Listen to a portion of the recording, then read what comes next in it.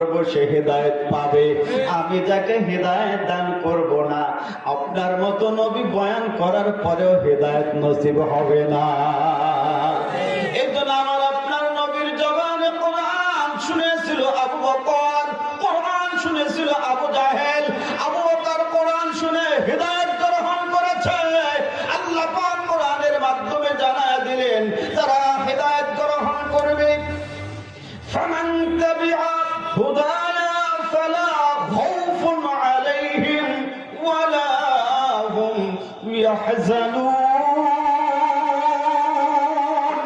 আল্লাহ পাক জানায় দিলেন যারা হেদায়েত গ্রহণ করবে তাদের কোনো ভয় থাকবে না, তাদের কোনো চিন্তা থাকবে না।